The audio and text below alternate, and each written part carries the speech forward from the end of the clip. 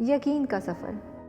हो सकता है बहुत से लोगों के लिए महज ये एक ड्रामा ही हो, लेकिन मेरे लिए यकीन का सफ़र ड्रामे से बहुत बढ़कर है। मेरे लिए यह हक़ और बातिल की लड़ाई का सफ़र है, रिश्तों को निभाने और संभालने का सफ़र है, उम्मीद का सफ़र है, जज्बों का सफ़र है, आंसू से मुस्कुराहट तक का सफ़र है, और सबसे इम्पॉर्टेंट, गलती से माफ़ी का सफ़र है।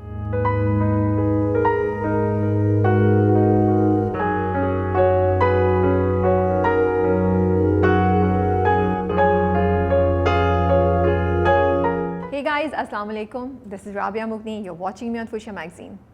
ये एक नया सेगमेंट है जो हम स्टार्ट कर रहे हैं और इसकी सजेशन आप लोगों ने ही दी थी कि बुक वर्सेस ड्रामा। और पहला ड्रामा या पहली बुक जिसकी हम बात कर रहे हैं वो है यकीन का सफ़र। ऑनेस्टली थोड़ा सा मैं कंफ्यूज हूँ, थोड़ा सा डरी हुई हूँ, थोड़ा सा घबराई हुई हूँ क्योंकि पहली बार मैं ये कर रही हूँ और I just want to do a really great job. और मुझे नहीं पता कि मेरे दिमाग में जिस तरीके से इसको सोचा हुआ है वैसा ही आप लोग देखना चाहते हैं या नहीं देखना चाहते हैं। सो इसलिए कोई गलती हो तो इस बार माफ़ कर दीजिएगा। अपनी सजेशंस आप कमेंट्स में दे सकते हैं। नेक्स्ट टाइम जो दूसरा ड्रामा वर्सेस बुक करूँगी तो मैं उसमें उन सबको इनकॉर्पोरेट कर लूँगी।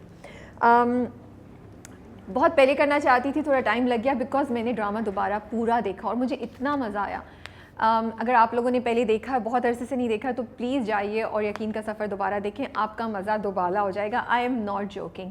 इसके अलावा मैंने फ़रहत इश्तियाक को कांटेक्ट किया और मैंने उनसे कुछ सवाल पूछे क्योंकि मैंने बुक पढ़ी हुई थी, नावल पढ़ा हुआ था और मैंने ड्रामा देखा था, तो देवर फ्यू चेंजेस, एक्चुअली काफ़ी चेंजेस हैं। तो मैं उनसे पूछना चाहती थी कि उन्होंने ये चेंजेस क्यों किए। और ड्रामे में भी, क्योंकि उन्होंने ही लिखा है ड्रामा भी, तो उसमें भी कुछ चीज़ें थी जिससे आप लोगों ने भी सवाल किए थे और मेरे भी सवाल थे, तो हमने वो भी उनसे पूछे। तो यस, इस रिव्यू में जो मैं आज बात कर रही हूँ, फ़रहत इश्तियाक की बहुत ढेर सारी इन्फॉर्मेशन, बहुत ढेर सारी बातें और फीडबैक इंक्लूडेड है। So we will start with book versus drama. क्या चीज़ें बुक और ड्रामे में डिफरेंट थी। बुक जो है बेसिकली नावल जो है वो एक एज अ स्टोरी छपा हुआ था इन अ डाइजेस्ट, उर्दू डाइजेस्ट जो होते हैं ना, उनमें एक एज अ स्टोरी छपा था। It was not a separate novel as such, जैसे अलिफ है या जैसे you know, and it's a short story, that's what I mean to say. It's a short story, it's not a big novel जैसे हालिम है या अलिफ है या दूसरे दिल दिया दहलीज़, इस तरह के जो दूसरे नावल्स हैं। लेकिन ड्रामा is huge. So ये सफ़र from a short story to the drama is very interesting. पहला फ़र्क क्या था ड्रामे में? ओके, द बुक जो है ना, जो नावल है, वो पूरी कहानी सिर्फ डॉक्टर ज़ूबिया और डॉक्टर असफंदियार की है। उसमें बैरिस्टर दानियाल और उनकी फैमिली का जो भी ट्रैक है वो बहुत छोटा सा है। Literally I think barrister Daniyal के बारे में सिर्फ 1-2 पैराग्राफ्स में बात हुई है। द होल जो लास्ट पार्ट ऑफ ड्रामा है ना, that is what the book is all about. Book start होती है वहाँ से जब डॉक्टर ज़ूबिया इंटरव्यू के लिए जाती हैं। डॉक्टर असफंदियार और बाकी डॉक्टर शहरोज़ और उनकी जो वाइफ होती हैं वो बैठे होते हैं, तीनों उनका इंटरव्यू ले रहे होते हैं। That is where the book starts from. और ये सीन आता है अबाउट 16th या 15th, मतलब half way through the drama ये सीन हमें तब मिलता है। सो पहला तो ये फ़र्क था। तो मैंने फ़रहत इश्तियाक से पूछा कि आपने ऐसा क्यों किया, मतलब ये चेंज क्यों लाए, और ये चेंज क्या आपका आइडिया था या आपको प्रोडक्शन हाउस ने बोला था, किस तरह। तो उन्होंने मुझे इसका जवाब दिया कि वो एक छोटी स्टोरी थी और हमारी जो ऑडियंस है उनको आदत नहीं है कि वे नॉन लीनियर कहानियाँ सुन सकें, उनको हर चीज़ की एक बैकग्राउंड, एक जस्टिफिकेशन चाहिए होता है। इसलिए हमने सोचा कि हम पूरा पीछे से दिखाएं कि बैरिस्टर दानियाल की कहानी कैसे है, ज़ूबिया और असफंदियार यहाँ तक पहुँचे कैसे हैं। इसलिए उन्होंने पूरा उसका एक kind of according to her you can say कि यकीन का सफ़र सीज़न 1 इज़ दानियाल की कहानी and season 2 is Zubia and Asfandyar की कहानी, which is actually quite correct. दूसरा, बुक में गीती आरा का रोल बहुत छोटा सा है, जो कि मैं पहले भी बोल चुकी हूँ। गीती आरा के 2 बच्चे हैं, कशमाला और साइम, और दानिया जो उनके हस्बैंड है दानियाल, उनकी डेथ हो चुकी होती है, उनके ससुर की भी डेथ हो चुकी होती है। वो अपनी सास के साथ और अपने देवर असफ़ी के साथ यहाँ रह रही होती हैं। लेकिन ड्रामे में गीती का बहुत बड़ा रोल है। दानियाल और गीती की पूरी लव स्टोरी, उनकी शादी और फिर उन दोनों का कैरेक्टर पूरा दिखाया गया है।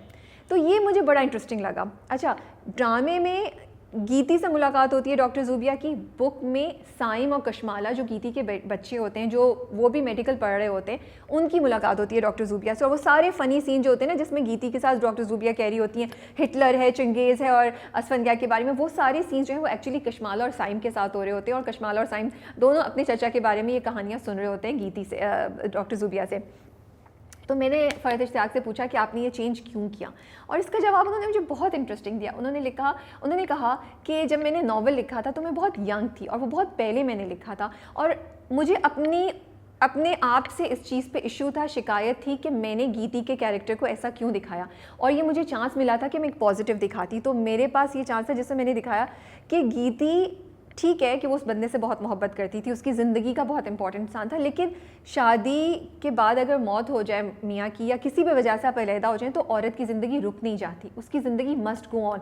एंड शी सेड कि दैट वाज द रीज़न मैंने गीती का पूरा ट्रैक दिखाया, और मैंने डॉक्टर हारून और गीती का ट्रैक ड्रामे में इंक्लूड किया, which was lovely and we all loved it. You know, Maani और हिरा मानी दोनों ने ये प्ले किया था। और मुझे ये बात भी बड़ी अच्छी लगी कि उन्होंने गीती को एज अ न्यूट्रिशनिस्ट दिखाया। यू नो, लाइक मुझे ये अच्छा लगता है कि जब भी हमारे ड्रामों में फ़ीमेल्स को डिफ़ाइन किया जाता है, उनकी कैरेक्टरिस्टिक्स को, she is not just a heroine जो एक अच्छा लग रही हैं, खूबसूरत लग रही हैं, कपड़े पहने हुए और ये वो कर रही हैं, बट उनकी एक पूरी पर्सनालिटी है, जैसे गीती की थी कि वो एक पढ़ी लिखी एजुकेटेड औरत थी, she had a love marriage, और वो दानियाल के साथ जो भी उसकी बात थी उस पर she had a point of view also. She didn't want Daniyal to, initially she wanted him to take the case and later on she didn't want him to take the case, and yeah so I like that.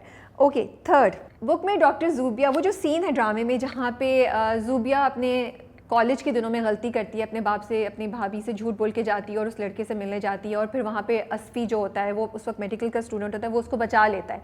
वो पूरा scene actually book में कहीं भी नहीं है। Book में doctor ज़ूबिया और doctor Asfandyar की मुलाकात सबसे पहले दफ़ा इंटरव्यू पे ही होती है। सो अगेन ये भी मेरा क्वेश्चन था कि ये क्यों हुआ।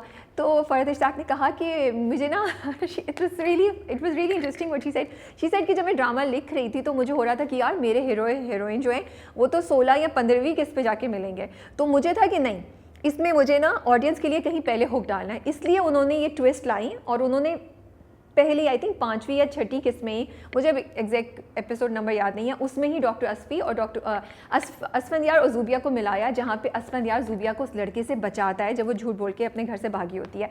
और उनकी ये बात भी बड़ी इंपॉर्टेंट थी कि उन्होंने कहा कि मैंने ये सोचा कि वो वक्त जो ज़ूबिया की ज़िंदगी का वर्स्ट तरीन था, जिसने उसकी ज़िंदगी तबाह कर दी, वो लम्हा, उस लम्हे में वो शख्स उसको मिला और उस लम्हे में उस शख्स ने उसको निकाला जो उसकी ज़िंदगी का सबसे इम्पॉर्टेंट इंसान बन गया। और बाद में जाके फिर ये देखना है कि ज़ूबिया उसको कैसे हैंडल करती है, किस तरीके से इस फैक्ट के साथ रहती है कि वो टाइम जब सबसे पहले वो अपने ज़िंदगी के मोस्ट इम्पॉर्टेंट बंदे से मिली थी, वो उसका सबसे दुख वाला टाइम भी है। तो मुझे बड़ा मज़ा आ रहा था फ़रहत इश्तियाक की ये सारी कहानी सुन के, ये सारी बातें सुन के। थर्ड रीज़न, ओके, थर्ड फ़र्क या थर्ड या फोर्थ फ़र्क, अब मुझे ये भी याद नहीं रहा है कि किसका कौन सा फ़र्क है। वैसे मैं ये बताऊं, नावल का नाम है वो यकीन का एक नया सफ़र और ड्रामे का नाम है यकीन का सफ़र। बुक में खजस्ता जो एक साइड कैरेक्टर है, अगर आप लोगों को याद हो तो खजस्ता से बहुत डॉक्टर ज़ूबिया की ड्रामे में अगर आपको याद हो तो बहुत ज़्यादा क्लोज रिलेशनशिप हो जाती है, she is very attached to it. Book में खजस्ता का कैरेक्टर ऐसा ही है, स्टोरी ऐसे ही होती है, लेकिन खजस्ता का कैरेक्टर मर जाता है, लेकिन ड्रामे में उन्होंने इसको नहीं दिखाया ऐसे। एक्चुअली खजस्ता सर्वाइव्स और उसका जो मियाँ होता है जिसने उसको कत्ल करने की कोशिश की होती है वो पकड़ा जाता है।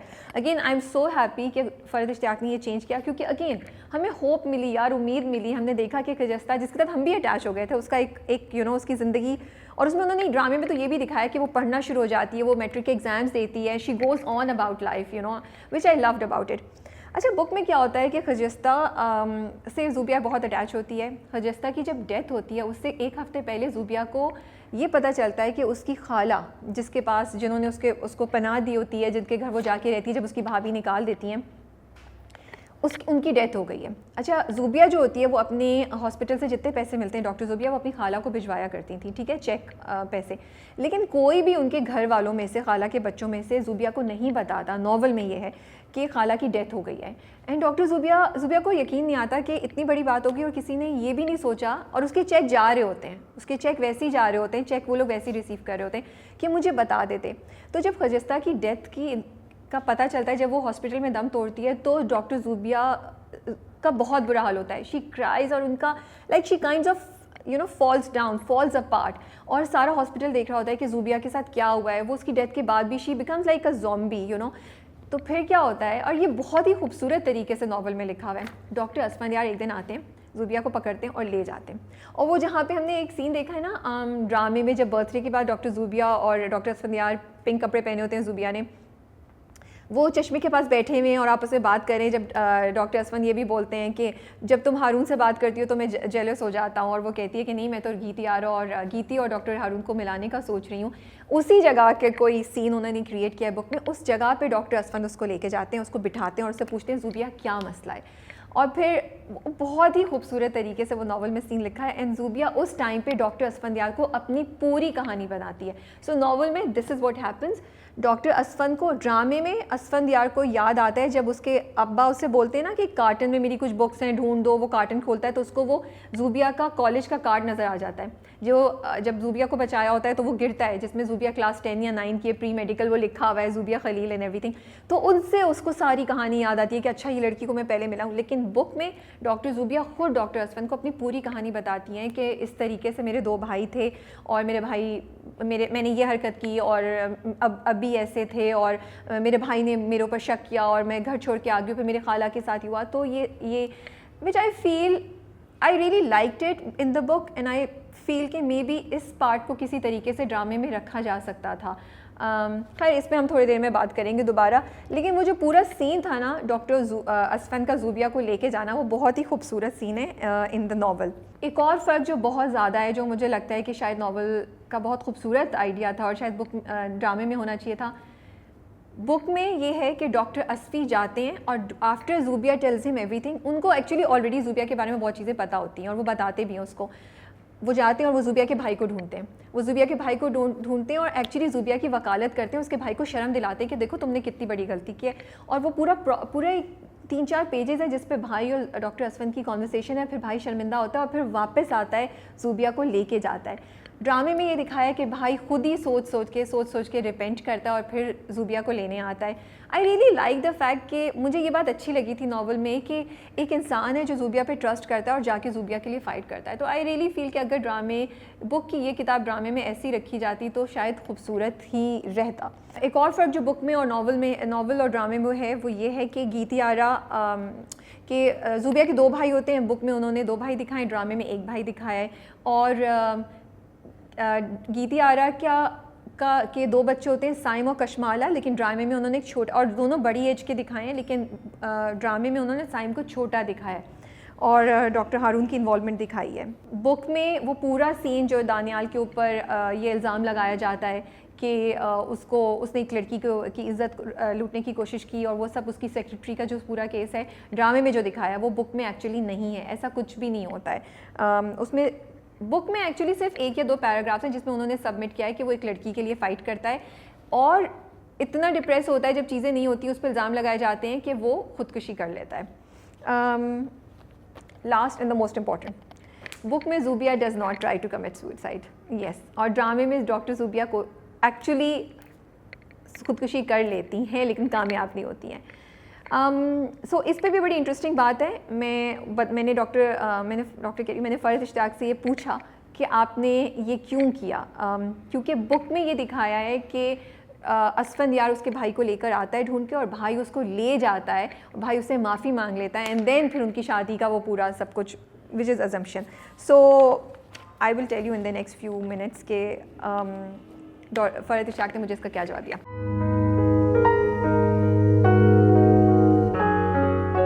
मैंने फ़रहत इश्तियाक से कुछ सवालात पूछे जो कि मेरे सवाल थे कि आपको ये आइडिया कैसे आया, ठीक है, यकीन का सफ़र नावल का और ड्रामे का। सो पहले मैं बताती हूँ कि नावल का आइडिया उनको कैसे आया। सो मैं समझी थी कि किसी चीज़ से वो किसी हीरो हीरोइन से या किसी स्टोरी से इंस्पायर होंगी, तो बड़ी मज़े की स्टोरी। उन्होंने कहा कि मैं कहीं गई और मैंने एक बहुत ही खूबसूरत सीनरी देखी और उसमें नीलम वैली की तरह वादी थी, बहुत खूबसूरत पहाड़ थे, दरख्त थे और एक दूर कहीं ना पुराने ज़माने का आर्किटेक्चर, एक इमारत थी। तो उन्होंने कहा कि बस यहाँ से मेरी इंस्पिरेशन शुरू हुई। मैंने देखा कि मेरे हीरो हीरोइन इस वैली में रह रहे हैं, ये जगह है और ये जो बिल्डिंग है ये एक हॉस्पिटल है और यहाँ पे ये लड़की आई है जो यहाँ जॉब करना चाहती है। ये लड़की बहुत रोती रहती है और जो डॉक्टर है यहाँ पे जो देखता है कि लड़की क्यों रोती है, ये बड़ा अक्खड़ मिजाज है और ये बड़ा सख्त है।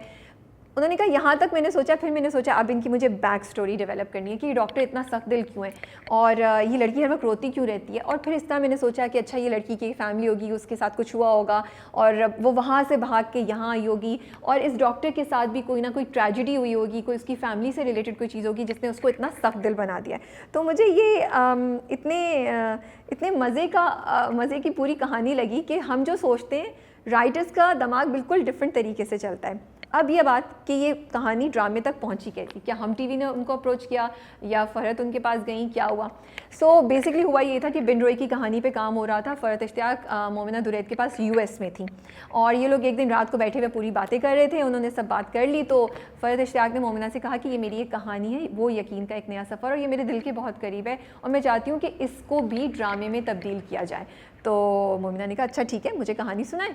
उन्होंने मोमिना को थोड़ा सा बताया तो मोमिना ने कहा ठीक है, done, we are going to do it, लेकिन इसमें कुछ चीज़ें चेंज होंगी क्योंकि ऑडियंस को थोड़ी सी बैक स्टोरी चाहिए होती है, ऑडियंस को थोड़ा सा डिफरेंस चाहिए होता है। And that is how Farhat Ishtiaq ने फिर पूरी रात हम डिस्कस करते रहे। हमने कहा ये होगा और हमने पूरा करके ये डिसाइड किया कि इस तरह कहानी चलेगी। दिस इज़ हाउ हम टीवी एंड फ़रहत इश्तियाक की ये कोलैबोरेशन स्टार्ट हुई। अच्छा, बड़ी इंटरेस्टिंग बात यह है कि फिर उसके बाद वो वापस आ गई, उन्होंने कहानी लिखना शुरू किया, लेकिन जब आई थिंक 6 एपिसोड्स हुए थे तो एकदम से उडारी आ गया। फिर उन्होंने उडारी लिखना शुरू कर दिया और यकीन का सफ़र रुक गया।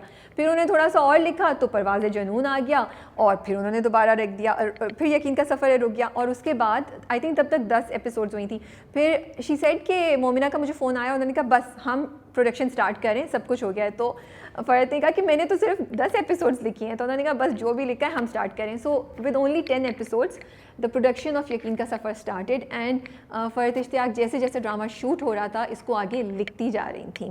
अच्छा, एक और बहुत मुझे इंटरेस्टिंग बात लिखी, फ़रहत इश्तियाक ने मुझसे शेयर किया कि जब उन्होंने बैरिस्टर दानियाल का कैरेक्टर लिखा तो उन्होंने जाके लॉयर्स से पूरी बात की, उधर रिसर्च की, उन्होंने उसको समझा कि कैसे होता है और उनसे डिस्कस किया कि अच्छा मैं ये करी हूँ। इसी तरह जब वो डॉक्टर असफंद और डॉक्टर ज़ुबिया का लिख रही थी तो उन्होंने एक जिना हॉस्पिटल की पोस्ट ग्रेजुएट डॉक्टर थी, उनके साथ उनका कॉन्स्टेंटली वो इन कम्युनिकेशन थी, उनसे उन्होंने बात की कि अच्छा मैं ऐसे लिख रही हूँ तो डॉक्टर्स ऐसे बात करेंगे, वो करेंगे।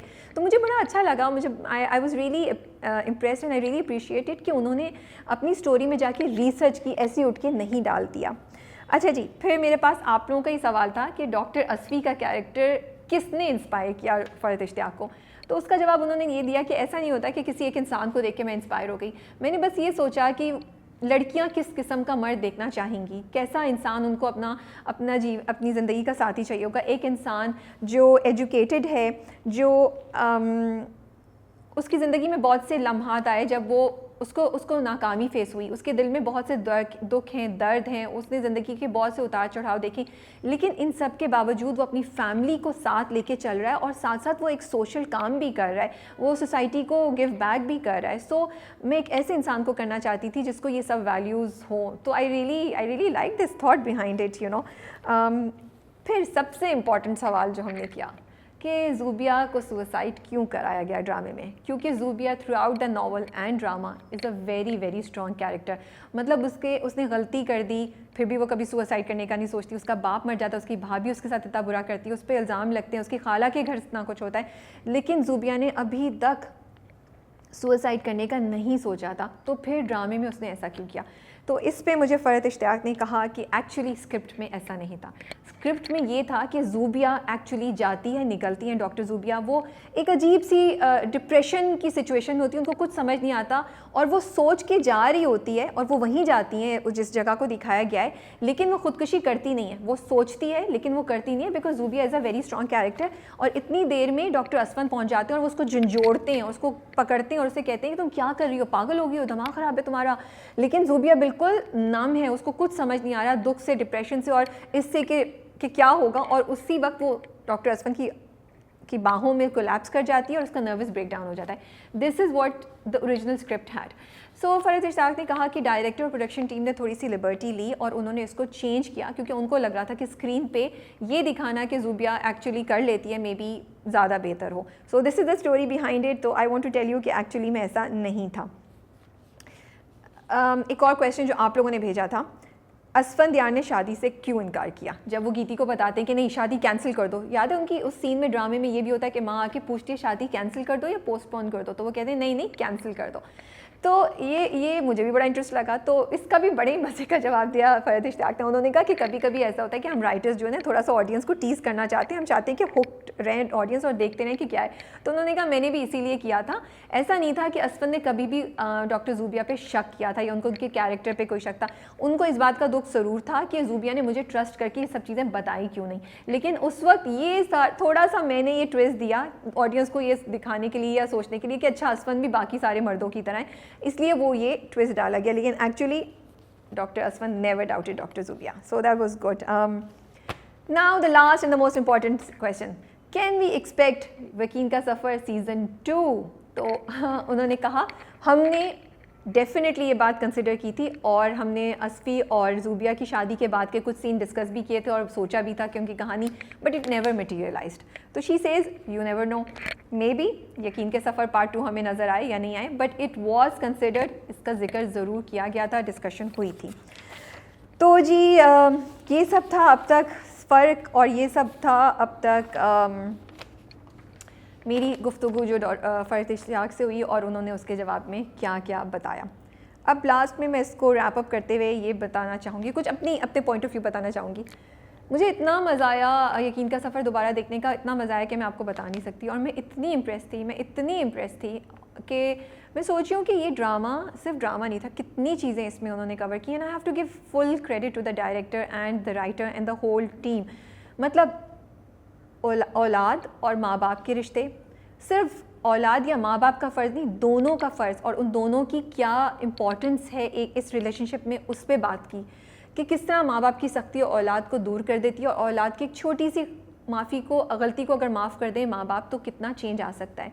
देन हक़ और बातिल की लड़ाई, आई थिंक बैरिस्टर दानियाल की पूरी कहानी इतनी ज़बरदस्त, आई am so happy, I am really happy कि फरहत इश्तियाक ने ये सोचा कि मैं आधा ड्रामा बैरिस्टर दानियाल की कहानी पे करूं।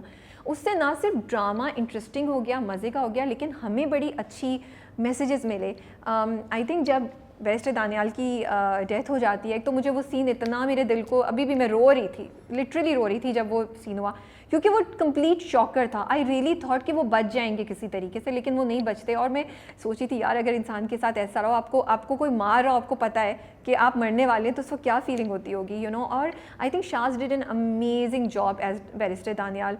वो इतनी खूबसूरत कहानी थी कि वो एक इंसान लड़ रहा है, हक की जंग लड़ रहा है, और उसकी फैमिली उसका साथ नहीं देती, तो देखें वो उसके साथ क्या होता है। क्योंकि फिर नेक्स्ट पार्ट में, सेकंड हाफ में, जब डॉक्टर असफंद यार सोचते हैं कि वो खजस्ता के मियाँ को पकड़ेंगे, तो फैमिली उनका साथ देती है, उनके फादर उनका साथ देते हैं, और फिर वो कामयाब भी हो जाते हैं।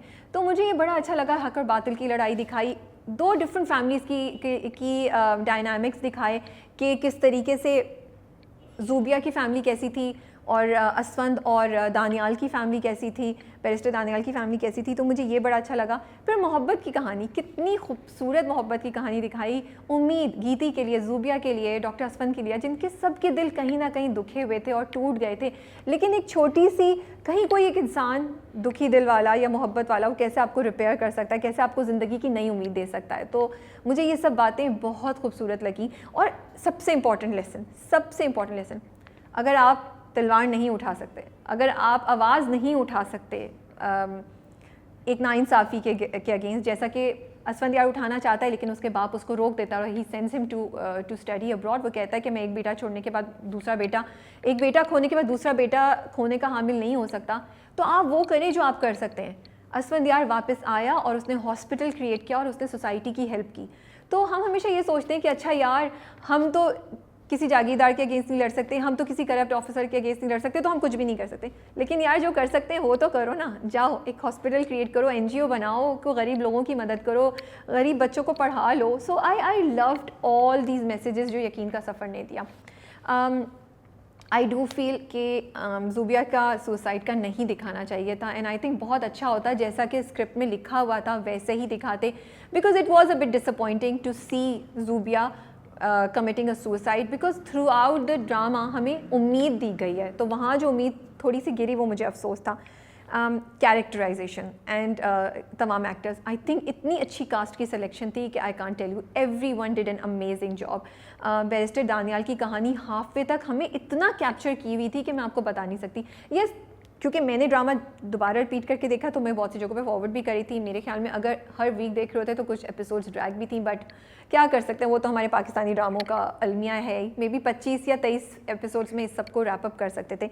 लेकिन I have to admire everybody, Sajal, Farhan Agha, Hiramani, Mani, and then Ahad, Raza Mir, इन सब की एक्टिंग, आई होप मैं किसी का नाम नहीं भूल रही हूँ, मैं मरियम नफ़ीस, आई एम सॉरी अगर मैंने किसी का नाम भूल गई हूँ तो मैं माफ़ी चाहती हूँ। सबकी इतनी अच्छी एक्टिंग थी कि आप रो रहे थे, आप सजल के साथ रो रहे थे, आप असफंदियार का दुख महसूस कर रहे थे। And the transformation of Asfand from a young Asfi to this mature Asfand was also amazing. अच्छा, I have to tell you कि जब मैं ये देख रही थी तो मुझे बार बार धूप किनारे याद आ रहा था। And I don't not mean to say कि इसकी इंस्पिरेशन या आइडिया वहाँ से उठाया गया है, मैं बिल्कुल भी ये नहीं कह रही हूँ। लेकिन अगर आपने धूप किनारे देखा है तो आपको याद होगा कि डॉक्टर साहब और जोया की कहानी भी, डॉक्टर जोया की कहानी भी कुछ ऐसी थी। उसमें फ़र्क सिर्फ इतना है कि डॉक्टर जोया बहुत ही खलंडरी और बहुत ही हंसी मजाक वाली, और वो तो मतलब मुझे राहत काज़मी के कैरेक्टर का नाम याद नहीं आ रहा, डॉक्टर जो उनका कैरेक्टर था उसको घास ही नहीं डाल रही होती है, उसी तरह उसको तंग कर रही होती हैं। लेकिन वो तमाम जिस तरीके से डॉक्टर असफन और डॉक्टर ज़ूबिया का जो कनेक्शन है ना, वो बिल्कुल सिमिलर लग रहा था मुझे, और बहुत बहुत ज़्यादा मुझे वो वाइब्स आ रही थी धूप किनारे वाली, which is not a bad thing, क्योंकि this drama had its own essence, it was not a छापा, it was not a complete copy. अच्छा, ड्रेसिंग की मैं ज़रूर बात करूँगी, मुझे बहुत अच्छा लगा। आई थिंक असफंदियार जो आहद रज़ा मीर, उनकी ड्रेसिंग इतनी ज़बरदस्त थी, इवन शाज की ड्रेसिंग बड़ी ज़बरदस्त थी। पूरे वो जो नॉर्दर्न एरियाज़ में दिखाया, जिस तरह के कपड़े पहने हुए, सिंपल ये नहीं कि स्वेटर पहना हुआ है। अगर आप देखें तो आहद ने रियली उन्होंने खुद लिया ये इनिशिएटिव, या उनका जो भी आई डोंट नो टीम में किसी ने किया, लेकिन बहुत अच्छे अच्छे हमें ड्रेसिंग स्टाइल्स मेन के लिए देखने को मिले। ज़ूबिया और हिरामानी, ज़ूबिया और गीती का मुझे बहुत अच्छा लगा, इतना सिंपल बट वेरी एलिगेंट उन्होंने ड्रेसिंग रखी हुई थी और वो रखा हुआ था। उसके अलावा सीन्स, आई थिंक वो सीन जब गीती को छोड़ के जा रहे होते हैं बैरिस्टर दानियाल, और जब बैरिस्टर दानियाल अपने भाई से आखिरी बार मिलके जा रहे होते हैं और जब उनकी डेथ होती है, सारे सीन मेरी आंख में आंसू आए थे। और वो सीन जिसमें डॉक्टर असफंदियार उस लड़की के बेटे को ट्रीट करते हैं और उनका ओथ, बैकग्राउंड में उनका वॉइस ओवर आता है कि आई डॉक्टर असफंदियार टेक और सोलमनली टेक ओथ, वो सारा जो बोल रहे होते हैं, इतना खूबसूरत डायरेक्शन थी, इतनी खूबसूरत डायरेक्शन थी, मैं रो रही थी, कॉन्स्टेंटली रो रही थी, और एक दिल में जज्बा उठ रहा था पॉजिटिविटी का। वो फिल्मों में नहीं होता कि हीरो आ गया है, अब वो मार रहा है विलन को तो आप पॉजिटिव हो जाते हैं, आप कहते हैं यस मारो मारो, आप इसी तरह उस सीन पे कर रहे थे। तो I really love these things.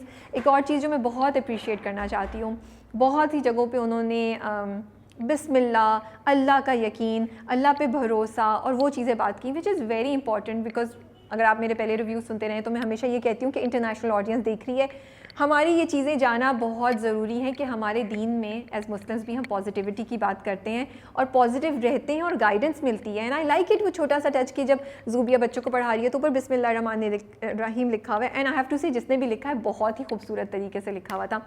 And most importantly इतना खूबसूरत दिखा है नॉर्दर्न एरियाज़ को, इतना खूबसूरत दिखा है कि मैं आपको क्या बताऊँ। मुझे ये कंप्लेन हमेशा से और बहुत अरसे से रह रही है कि हमारे नॉर्दर्न एरियाज़ बहुत खूबसूरत हैं लेकिन आप उनकी ब्यूटी नहीं दिखा रहे। लेकिन इसमें तो जहाँ पे ज़ूबिया वॉक कर रही है, जहाँ पे डॉक्टर असफन ड्राइव करके जा रहे हैं, उन दोनों की आपस की, I really want to appreciate Shahzad Kashmiri for doing this. I think it's and I am so thankful, क्योंकि मुझे हमेशा से शिकवा रहा था एंड इतना खूबसूरत दिखा है वो, मतलब मेरा दिल चाह रहा है कि मैं नॉर्दर्न एरियाज़ पहुंच जाऊं। पानी गिर रहा है, बड़े बड़े पहाड़ हैं, ग्रीनरी दिखाई है, हवा दिखाई है, बारिश दिखाई है और इतना खूबसूरत शॉट किया है। और जहाँ पे वो टीच कर रही होती है बच्चों को और वो घर और वो सारी बर्थडे का सीन, एवरीथिंग।